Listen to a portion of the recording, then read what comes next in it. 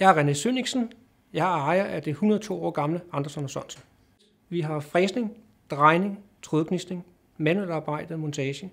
Massura er for os en god maskine, fordi den er utrolig fleksibel i forhold til det produktion, som vi har, og vi kan hurtigt omstille os til, hvis der kommer en ny kunde udefra og skal lave et andet produkt i en fart. Selvom vi har 102 år på banen, så er vi stadig fremme i skoene, hvad teknologi angår, og det kan Masentia være hjælpe med.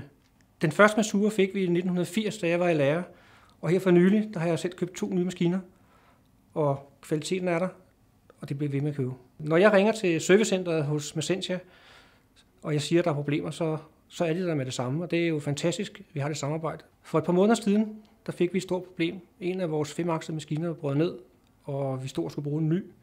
Så fat i knoglene, ringede til Masentia, og i løbet af 4 uger, så havde vi en fuldt funktionsdygtig maskine op at køre, og det er jo fantastisk samarbejde at have. Masentia er der altid, når vi har brug for dem, og de finder altid en løsning.